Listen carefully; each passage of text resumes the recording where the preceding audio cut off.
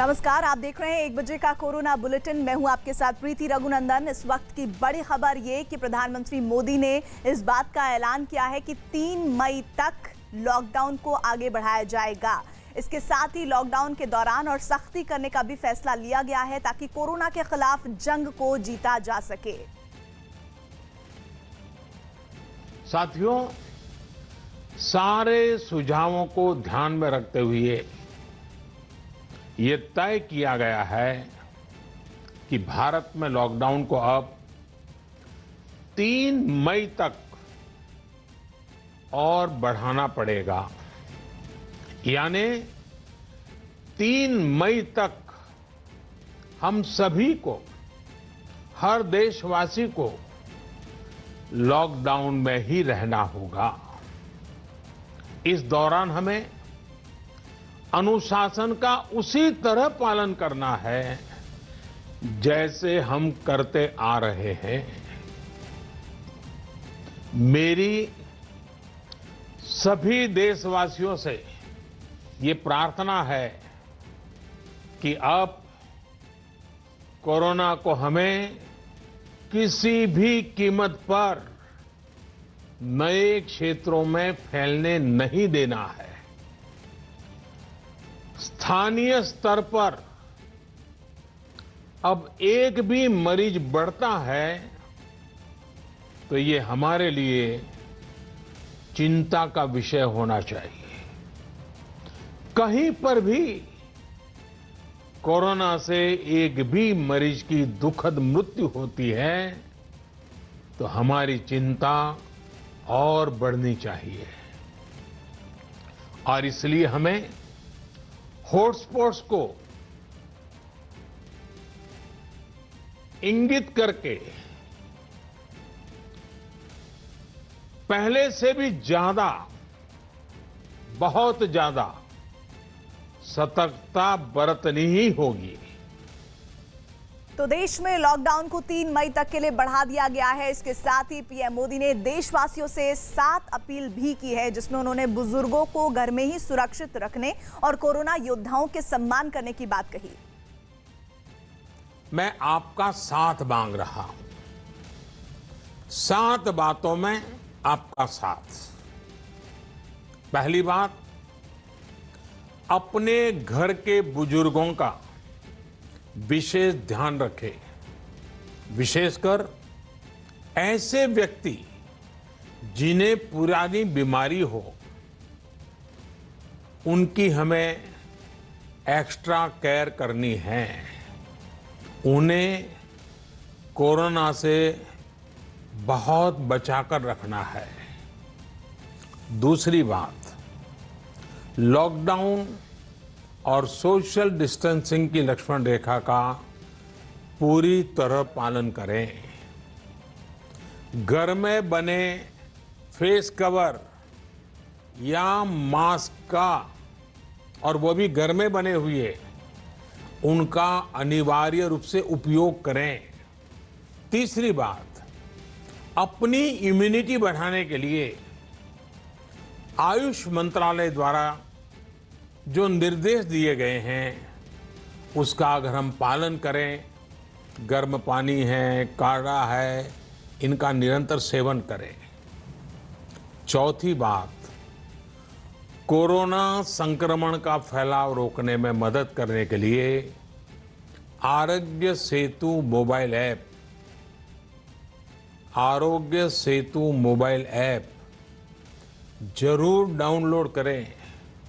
दूसरों को भी इस ऐप को डाउनलोड करने के लिए प्रेरित करें। पांचवी बात, जितना हो सके उतने गरीब परिवार की देखरेख करें, उनके भोजन की आवश्यकता पूरी करें।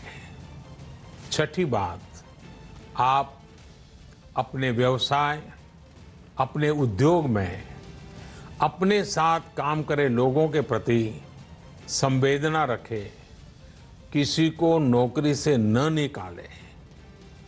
सातवीं बात, देश के कोरोना योद्धाओं, हमारे डॉक्टर, नर्सेस, सफाई कर्मी, पुलिसकर्मी, ऐसे सभी लोगों का हम सम्मान करें, आदर पूर्वक उनका गौरव करें।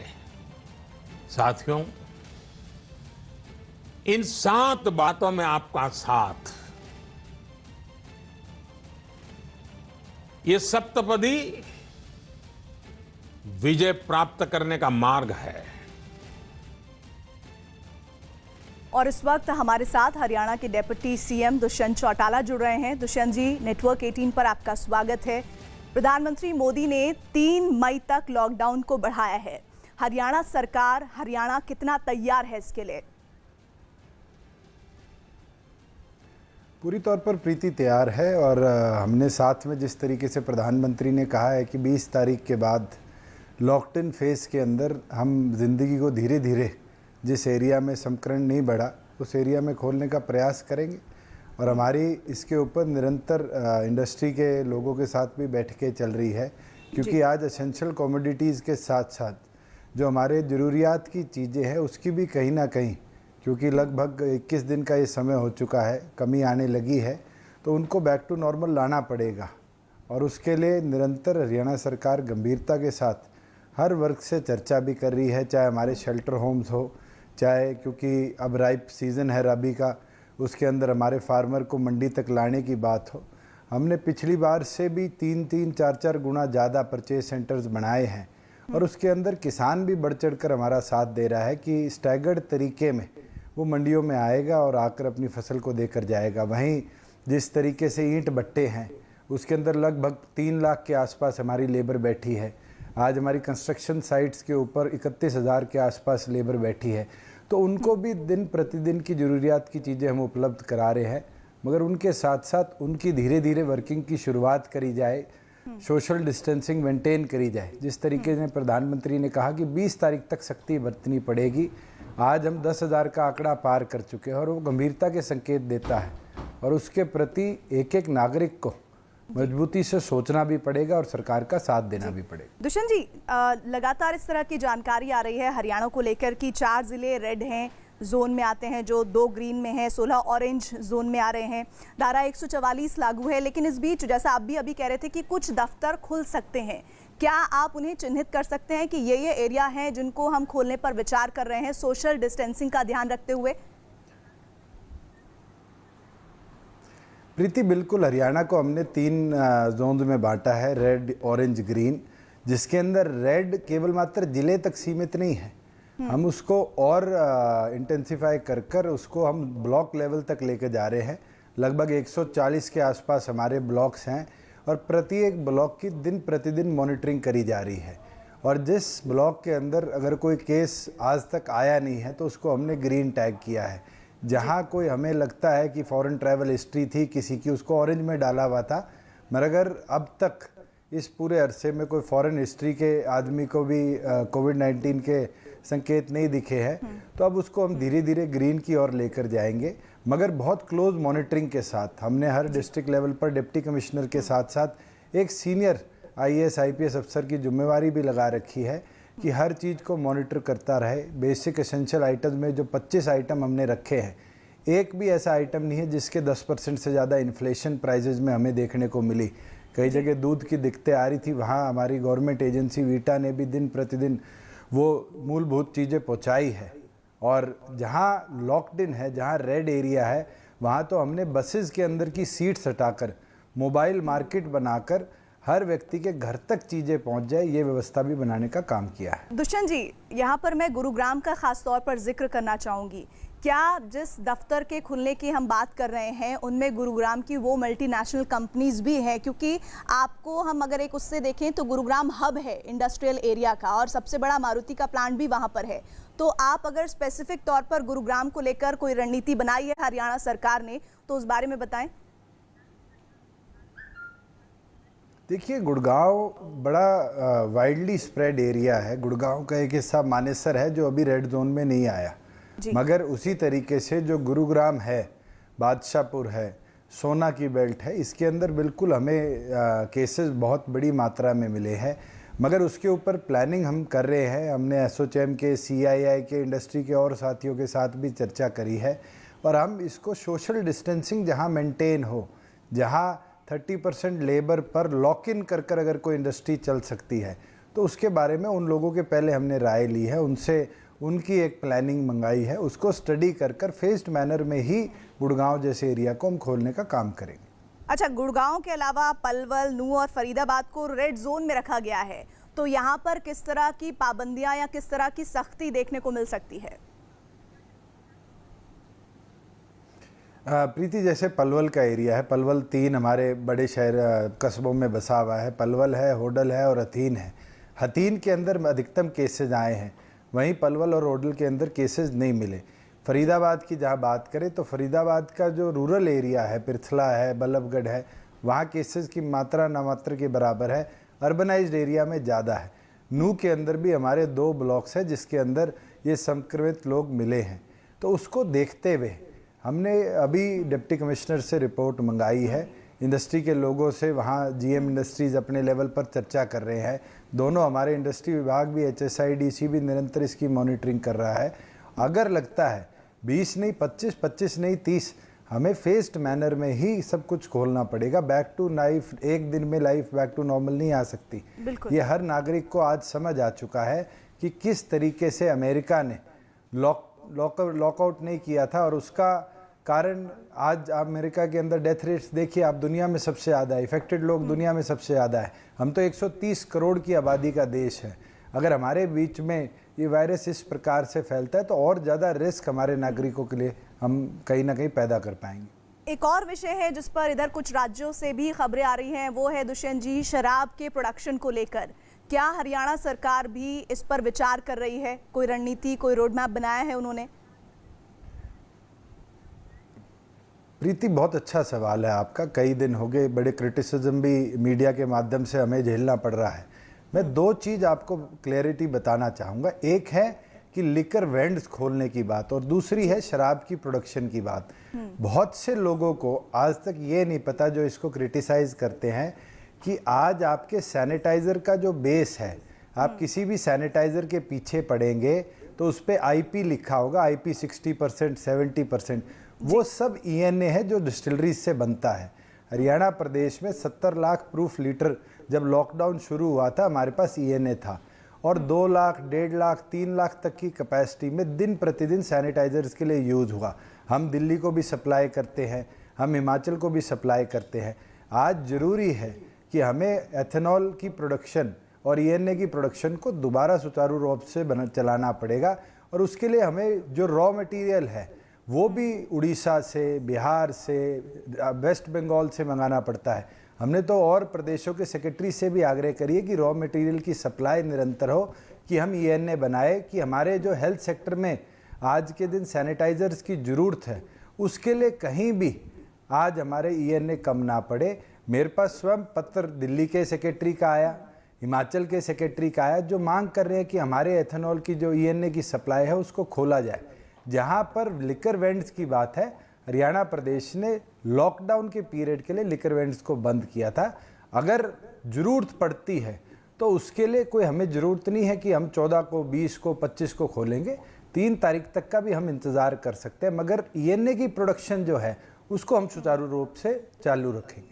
लेकिन इसी में शराब की अवैध बिक्री को लेकर भी किसी तरह की रणनीति है, क्योंकि जैसा आप कह रहे हैं कि महंगा सामान बेचने वालों पर कार्रवाई हो रही है और ऐसे में बड़ा तबका है जो इस वक्त ज़्यादा बड़े दामों पर शराब को बेचने की कवायद में जुटा हुआ है। ये सिर्फ हरियाणा की नहीं बल्कि पूरे देश की बात है, देश में ये स्थिति है। प्रीति, एक बहुत बड़ा आज के दिन कारोबार माफिया का शुरू हो चुका है। आपको हैरानी होगी कि लगभग 686 केसेस पिछले 20 दिनों में हरियाणा में इलीगल किसी तरह की भी शराब की बूटलेगिंग के दर्ज हुए हैं। और सबसे बड़ा जो रिस्क फैक्टर सामने आ रहा है, पिछले दिनों जब मैंने DGP से रिपोर्ट मंगाई, एक्साइज डिपार्टमेंट से रिपोर्ट मंगाई, तो लगभग 5000 लीटर लाहन जिसको बोलते हैं, जो घर में लोग अपनी स्पिरिट बनाते हैं, उसकी हमने पकड़ी है। लगभग 80,000 बोतलें पूरे हरियाणा के अंदर पिछले लॉकडाउन के समय के अंदर इलीगल हमने पकड़ने का काम किया है। मगर क्योंकि आप तमाम मीडिया के साथी भी बारी बारी इसको एक विषय बनाते हैं, हमने ये निर्णय लिया था कि हम इसको बंद रखेंगे और हमारा प्रयास है कि पुलिस पे लोड ना पड़े। एक्साइज डिपार्टमेंट के लोग भी निरंतर जो वेयर हाउसेज है, जो गोदाउन्स है, उनकी मॉनिटरिंग कर रहे हैं। जितने लिकर वेंट्स थे उनका हमने स्टॉक नोट कर रखा है। अगर किसी के अंदर भी किसी प्रकार की शराब की बोतलें कम पाई जाती है तो हम उसके खिलाफ भी कड़ी कार्रवाई करेंगे। हरियाणा प्रदेश में बूटलेगिंग को सहा नहीं जाएगा। अच्छा, अब मैं किसानों की बात पर आना चाहती हूँ दुष्यंत जी। वो ये कि किसानों के लिए हरियाणा सरकार ऐसे कौन से कदम उठा रही है जिसको लेकर वो संतुष्ट हो सकते हैं कि भले ही लॉकडाउन तो है लेकिन किसी तरह की दिक्कतें उन्हें इन 3 मई तक वाले आने वाले समय में नहीं होने जा रही है? प्रीति, हमारे पास 2 बड़ी क्रॉप्स है जिसका परचेज का काम हमारी सरकार करती है। पहली है मस्टर्ड की, जिसकी प्रोक्योरमेंट 15 तारीख से हम शुरू करेंगे, कल से शुरू करेंगे। उसके लिए पिछले साल हमारे पास 67 परचेज सेंटर थे। इस बार हमारी सरकार ने उसको बढ़ाकर 180 से ऊपर परचेज सेंटर बनाने का काम किया है। प्रत्येक परचेज सेंटर पर भी हर किसान को रजिस्टर कर उसके मोबाइल पे SMS और उसको एक कॉल कर बताया जाता है कि आज आपकी हम फसल को प्रोक्योर करेंगे। जहाँ बात वीट की आती है, वीट की क्योंकि क्वांटिटी बहुत है, 70 लाख मेट्रिक टन से 80 लाख मेट्रिक टन के बीच में वीट प्रोक्योर होती है हरियाणा प्रदेश में। उस परिस्थिति के अंदर पिछले साल जहां 477 परचेज सेंटर थे, इस बार सरकार ने उसको 2000 के लगभग परचेज सेंटर्स में कन्वर्ट करने का काम किया है।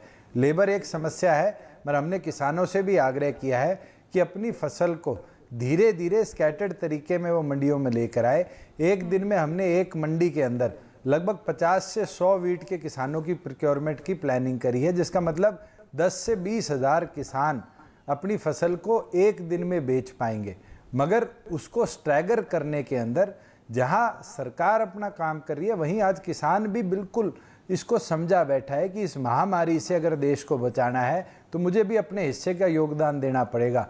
और हमें पूरी उम्मीद है, जैसे कंबाइंस की कमी की समस्या हमें सुनने में आई थी, हमने पंजाब से, राजस्थान से, मध्य प्रदेश से, जहाँ जहाँ से हमारे पास कंबाइंस आती थी, वहाँ के बॉर्डर्स को केंद्र सरकार ने खोला। कंबाइंस की मात्रा आज के दिन 5000 से अधिक हरियाणा प्रदेश में उपलब्ध है। फिर भी सरकार अपनी जो ऐप है मेरी फसल मेरा ब्यौरा, उसके अंदर भी कंबाइन को इंटीग्रेट कर रही है कि अगर कोई आदमी चाहे किसी तरह के कंबाइन को बुक करना तो उसको उसके नंबर की सुविधा मिल जाए। जो भी उसके रेडियस के अंदर आज के दिन कंबाइन चलाने वाला घूम रहा है, वो अपनी उसको फ़ोन कर उसकी बुकिंग करा सकता है। तो धीरे धीरे हम टेक्नोलॉजी का इस्तेमाल कर भी किसान को वो सुविधा उपलब्ध कराने का काम कर रहे हैं, जिससे उसको अपनी फसल कटाई में भी और फसल बेचने में भी कोई दिक्कत देखने को ना मिले। दुष्यंत चौटाला जी, हमारे साथ जुड़ने के लिए बहुत बहुत शुक्रिया आपका। तो कोशिश हरियाणा सरकार की ये होती हुई नजर आ रही है कि किसी तरह की दिक्कत किसी भी तबके को, चाहे वो किसान है, मजदूर है या आम आदमी है, उसको ना हो, इसके लिए हरियाणा सरकार प्रयासरत है। इधर गृह मंत्री अमित शाह लॉकडाउन बढ़ाने के पीएम के फैसले का स्वागत कर रहे हैं और इसे देश और जनता हित में लिया गया फैसला उन्होंने बताया है। अमित शाह ने ट्विटर पर लिखा है, आज जहां पूरा विश्व कोरोना वैश्विक महामारी से जूझ रहा है, वहीं प्रधानमंत्री नरेंद्र मोदी के नेतृत्व में भारत की जनता ने इससे लड़ने में एक उदाहरण प्रस्तुत किया है। सरकार द्वारा समय पर लिए गए सभी निर्णय और जनता की उसमें सहभागिता इसका परिचायक है।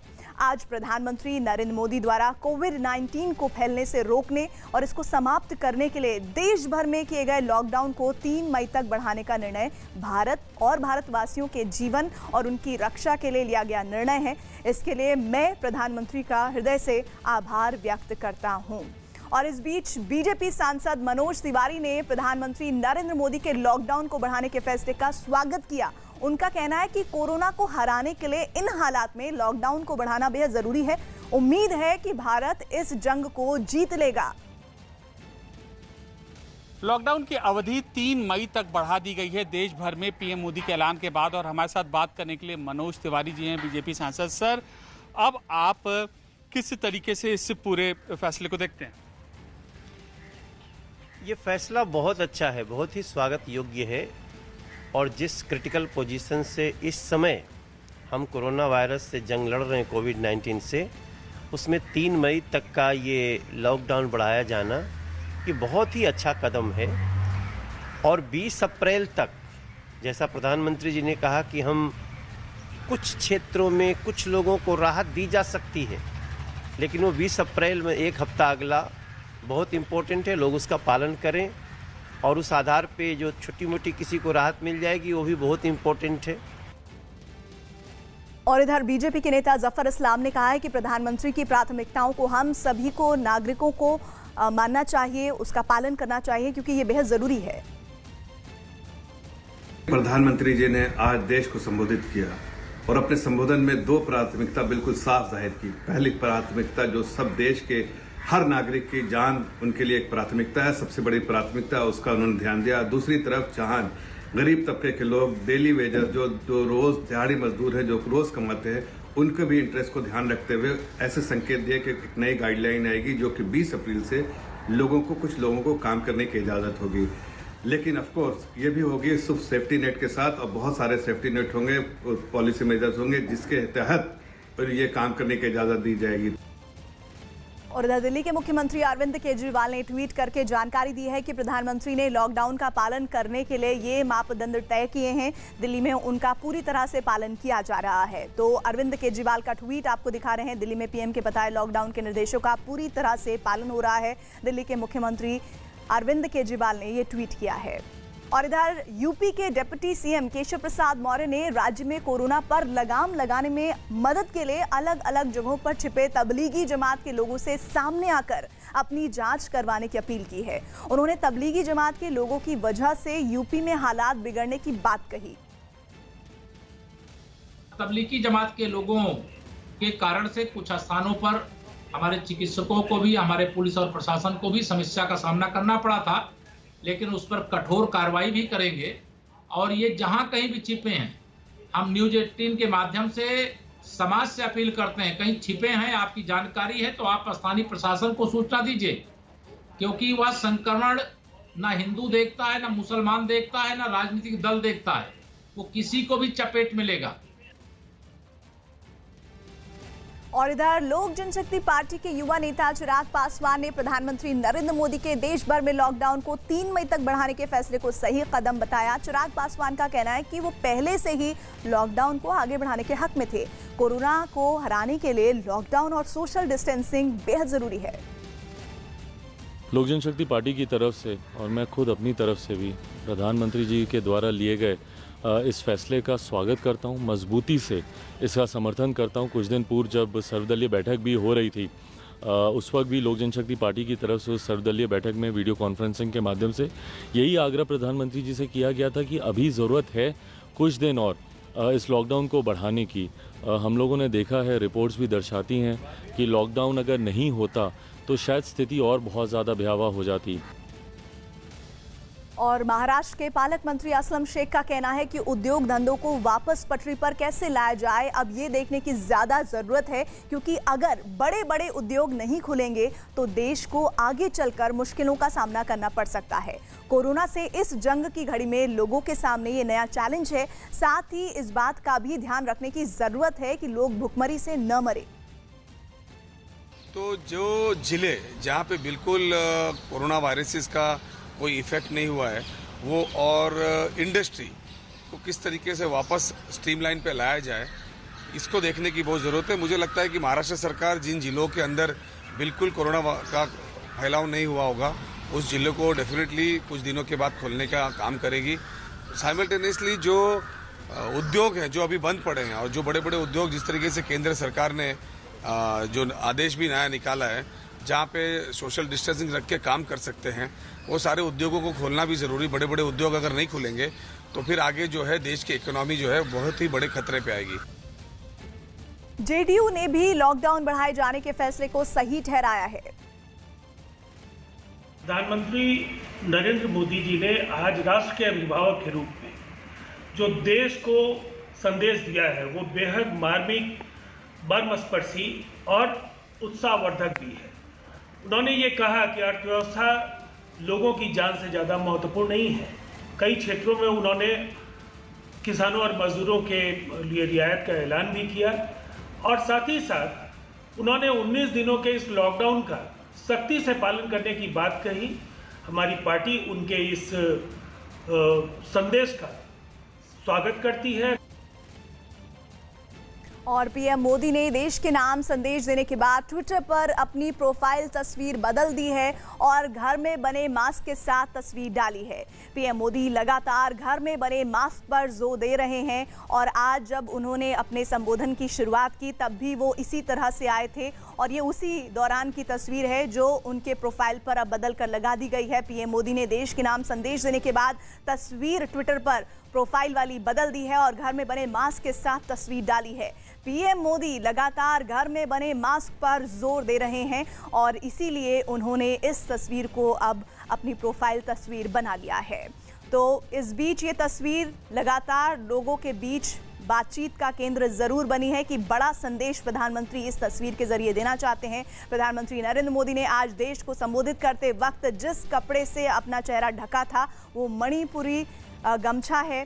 प्रधानमंत्री मोदी ने इस गमछे के साथ अपनी ट्विटर पर तस्वीर जो है वो बदल दी है, प्रोफाइल पिक्चर बदल दी है। मणिपुर के राज्यपाल नजमा हेपतुल्ला ने बताया कि इस गमछे को लीरम लिंग्यान फी कहा जाता है। मणिपुर में इस गमछे को आदर और सम्मान का प्रतीक माना जाता है। नॉर्थ ईस्ट के मणिपुर का है और उसको लोंगयांग फी कहते हैं। ये जब कोई आता है तो उसका आदर करने के लिए ये उनके गले में डाला जाता है। शादी होती है तो जो सामान देना होता है लड़की को, जेवर वगैरह, वो सब इसमें लपेट के दिया जाता है, तो इससे बहुत शुभ भी मानते हैं। तो प्रधानमंत्री ने मणिपुर का लोंगयांग फी अपने मुंह पे लगाया तो मुझे देख के बहुत खुशी हुई। ये क्या बताता है? ये बताता है कि जब प्रधानमंत्री खाली नॉर्थ ईस्ट के बारे में सोचते नहीं हैं बल्कि एक्ट भी करते हैं और एक्ट ईस्ट की जो उनकी पॉलिसी है उस लिहाज से, और उन्होंने उसको इस्तेमाल किया। और इधर मध्य प्रदेश में गेहूं की फसल की सरकारी खरीद कल से शुरू हो रही है। सीएम शिवराज सिंह ने इसकी जानकारी देते हुए कहा कि किसान फोन पर मिली तारीख और समय के हिसाब से खरीदी केंद्र पर पहुंचे। हालांकि हॉटस्पॉट वाली जगहों पर गेहूं की खरीद नहीं होगी और उसकी तारीख बाद में तय होगी।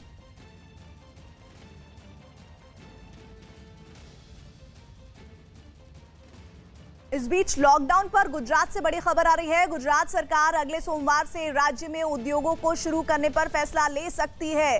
खबर है कि राज्य सरकार ने 3 विभागों को इसके लिए रणनीति तैयार करने की जिम्मेदारी सौंपी है। खबर यह भी है कि जिन उद्योगों में मजदूरों को रहने और खाने का इंतजाम और उन्हें अपने ट्रांसपोर्ट से लाने ले जाने का इंतजाम होगा उनको खोले जाने की मंजूरी दी जा सकती है। तो ये इस वक्त गुजरात से बड़ी खबर आ रही है। खबर ये है कि राज्य सरकार ने 3 विभागों को तैयार किया है रणनीति बनाने के लिए। उद्योगों को खोलने पर बड़ा फैसला संभव है। खबर ये है कि जिन उद्योगों में मजदूरों को रहने और खाने का इंतजाम और साथ ही उन्हें अपने ट्रांसपोर्ट से लाने ले जाने का इंतजाम होगा उनको खोले जाने की मंजूरी दी जा सकती है।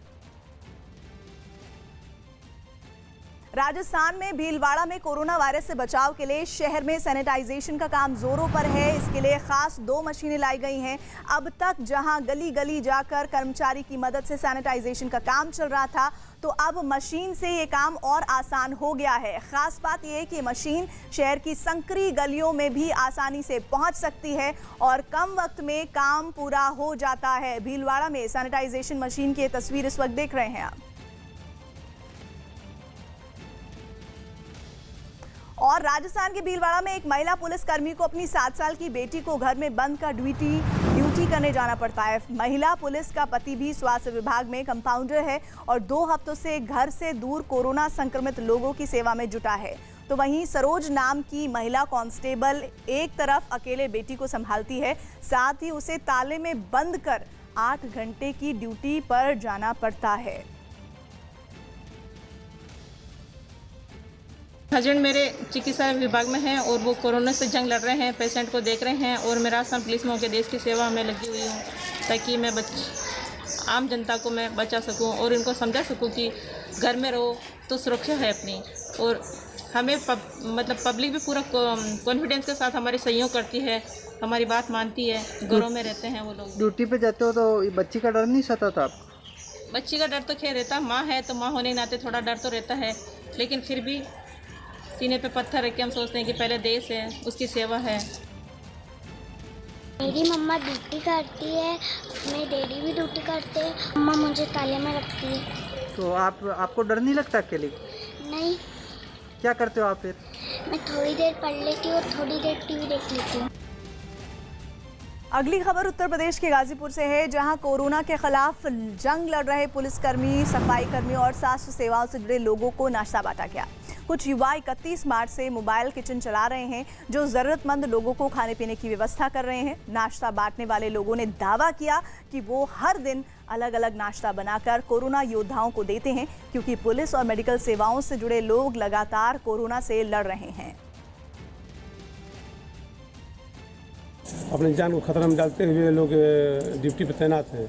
ये सभी गरीब असहाय लोग ये भी अपना राहत सामग्री बांट रहे हैं, लेकिन इनके तक कुछ नहीं पहुंच पा रहा है। इनके पास व्यवस्था है पैसे की, लेकिन मार्केट कोरोना की वजह से मार्केट बंद है, इसकी वजह से सामान नहीं मिल पा रहा है। तो इसी उपलब्ध में हम लोग इनको नाश्ता पानी करा रहे हैं और आगे 14 तारीख तक कराएँ अपने लिए। सर ये हम दे रहे हैं कि लोगों का जीव आनमान भी होता रहेगा और खाने में मन भी लगेगा। सारे समाजसेवी संस्थाएं लगे हुए हैं देने में राहत सामग्री। तो कोई खिचड़ी दे रहा है, कोई पूरी सब्जी दे रहा है।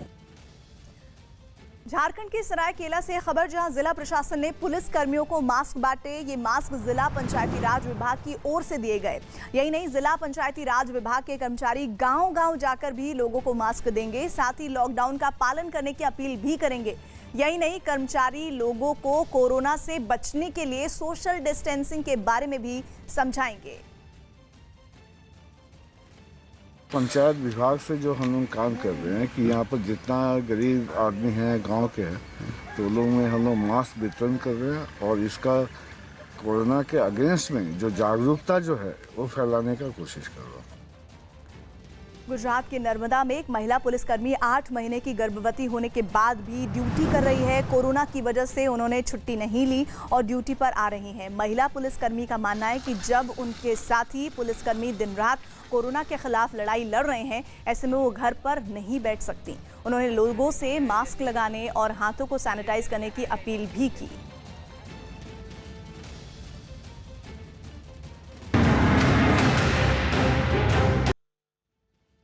Welcome back. देश में कोरोना की वजह से लॉकडाउन 3 मई तक बढ़ाए जाने के फैसले के बाद आईपीएल को एक बार फिर टाले जाने की खबर आ रही है। बीसीसीआई के हवाले से खबर आ रही है कि आईपीएल को फिलहाल टाला जाएगा। इससे पहले भी लॉकडाउन की वजह से 29 मार्च को शुरू होने वाले आईपीएल को 15 अप्रैल तक टाल दिया गया था। तो जाहिर सी बात है, अब 3 मई तक चूंकि लॉकडाउन रहेगा, ऐसे में आईपीएल को आगे टाले जाने की जो संभावना है वो ज़्यादा प्रबल है। और इस तरह की खबरें भी आ रही हैं कि आईपीएल को एक बार फिर से पोस्टपोन किया जा सकता है।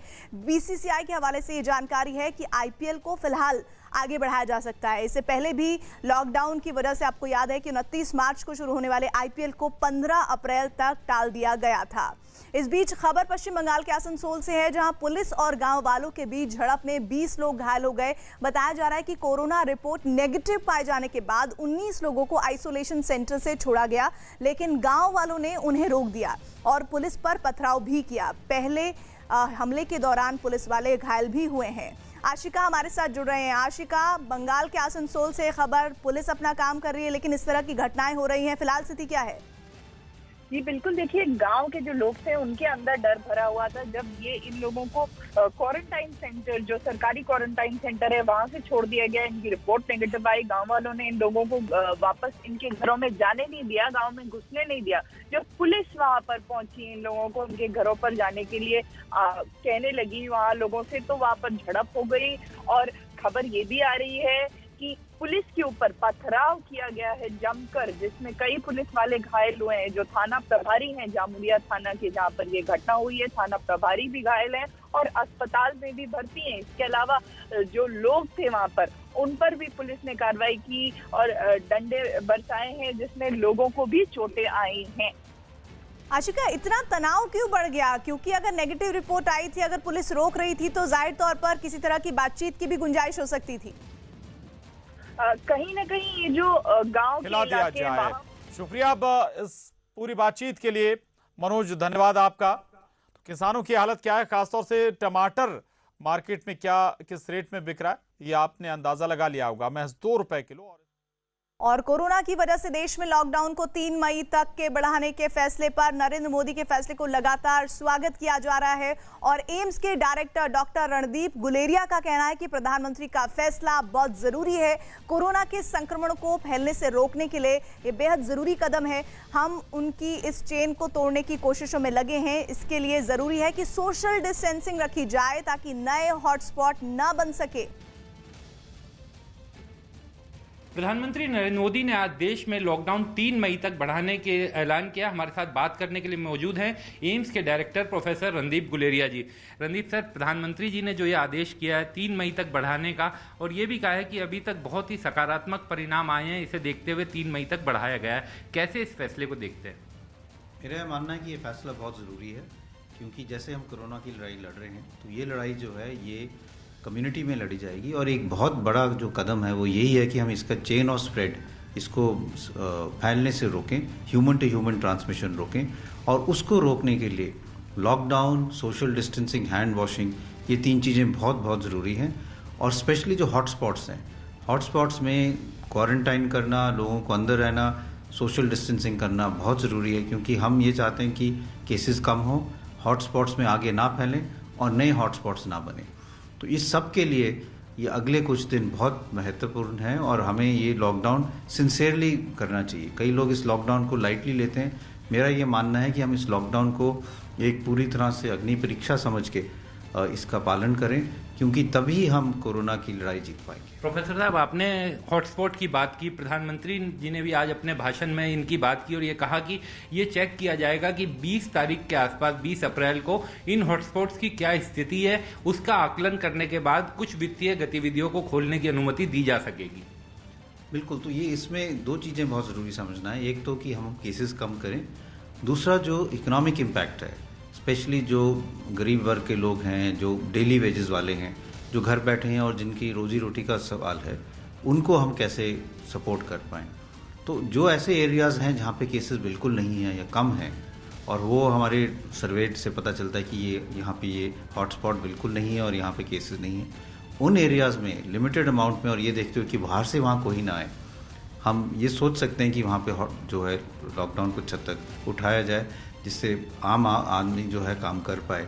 तो ये एक स्टेप वाइज प्लान होना चाहिए, लेकिन इसके साथ ये बहुत ज़रूरी देखना है कि इससे करने से नए हॉटस्पॉट ना बने या केसेस एकदम ना बढ़ें। तो इसलिए दोनों चीज़ें बैलेंस करने की ज़रूरत है, और वो जैसे जैसे डेटा आएगा कि हर एक क्षेत्र में, हर एक ज़िला में कैसा केसेस आ रहे हैं और क्या हो रहा है, उसी से हम डिसाइड कर पाएंगे।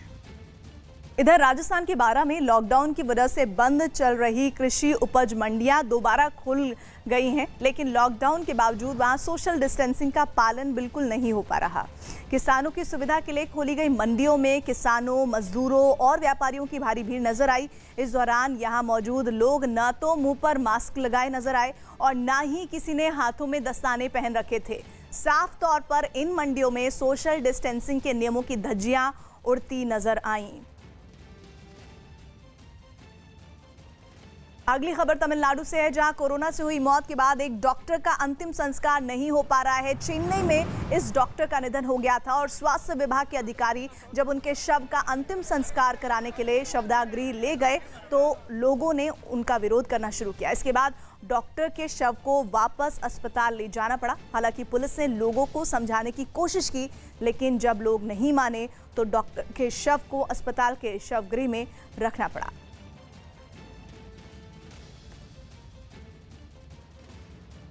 मध्य प्रदेश से ये खबर, जहां कोरोना के केस बढ़कर 730 हो गए हैं। पिछले 24 घंटे में 126 नए मामले सामने आए हैं। इंदौर में सबसे ज्यादा 98 मामले सामने आए हैं और शहर में कोरोना के मरीजों की संख्या बढ़कर 426 पहुंच गई है। राजधानी भोपाल में भी 20 नए मामले सामने आए हैं। मध्य प्रदेश में कोरोना से अब तक 50 लोगों की मौत हो चुकी है। गुजरात से खबर, जहां पिछले 24 घंटों में कोरोना के 45 नए मामले सामने आए हैं, जिनमें 31 मामले अकेले अहमदाबाद के हॉटस्पॉट इलाके से हैं। कोरोना के 45 नए मरीजों के साथ ही गुजरात में कोरोना के कुल मामले बढ़कर 617 पहुंच गए हैं। अब तक राज्य में कोरोना की वजह से 26 लोगों की मौत हो चुकी है। अभी तक जो गुजरात में पूरे 617 जितने पॉजिटिव केसेस आए हैं 617, और इसमें से वेंटिलेटर पर 9 मरीज़ हैं। इसमें से 7 सरदार वल्लभ भाई पटेल हॉस्पिटल अहमदाबाद में है, 1 भावनगर के हॉस्पिटल में एडमिटेड है और 1 कच्छ में एडमिटेड है। और इसके अलावा जो हमारे बाकी 527 पेशेंट्स हैं बिल्कुल स्टेबल हैं। और अभी तक जैसे आप जानते हैं 55 लोग 55 जितने हमारे मरीज़ चिकित्सा के दरमियान बिल्कुल ठीक हो गए हैं और घर वापस भी चले गए हैं। इस बीच कोरोना पर बड़ी खबर आ रही है मुंबई से। मुंबई के बांगुर नगर पुलिस स्टेशन में एक कांस्टेबल में कोरोना की पुष्टि हुई है, जिसके बाद पुलिस स्टेशन के 10 पुलिसकर्मियों को क्वारंटीन कर दिया गया है, जबकि कोरोना पॉजिटिव कांस्टेबल को इलाज के लिए अस्पताल में भर्ती करवा दिया गया है। अस्पताल में भर्ती कांस्टेबल ने सही तरीके से इलाज नहीं मिलने का आरोप लगाया और एक ट्वीट के जरिए मुंबई के पुलिस कमिश्नर से मदद की गुहार लगाई है। इसके बाद मुंबई पुलिस ने कांस्टेबल को मदद का भरोसा दिया। और इधर मध्य प्रदेश से खबर, जहां सिवनी में लोगों ने पुलिस के फ्लैग मार्च का ताली बजाकर स्वागत किया। यही नहीं, लोगों ने पुलिस पर जगह जगह फूलों की बारिश भी की। कोरोना के खिलाफ जंग में पुलिसकर्मी दिन रात लगे हुए हैं। ऐसे में लोगों ने पुलिस के जवानों पर फूलों की बारिश कर उनका हौसला बढ़ाया। जिस भी गली से पुलिस का फ्लैग मार्च निकला, लोगों ने उनके सम्मान में फूल बरसाए। तो ये तस्वीरें आज सबसे अच्छी तस्वीरों में से एक गिनी जा सकती हैं मध्य प्रदेश की सिवनी के, जब फ्लैग मार्च करते हुए पुलिस का दस्ता यहां से गुजर रहा था तो किस तरह से लोगों ने उनके ऊपर फूलों की वर्षा की। ये वो जाबाज है, ये फ्रंट वॉरियर्स हैं जो आज की तारीख में अपना सब कुछ भुलाकर हमारे लिए ड्यूटी कर रहे हैं, अपनी जिम्मेदारी निभा रहे हैं ताकि हम अपने घरों में रहें और कोरोना वायरस के संक्रमण से बचे रहें।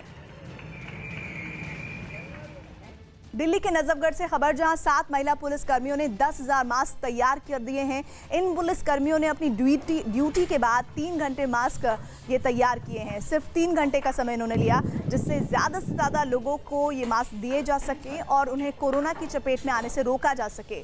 इसके अलावा कई महिला पुलिसकर्मी खाना भी तैयार कर रही हैं, जो लॉकडाउन के दौरान गरीबों को दिया जा रहा है।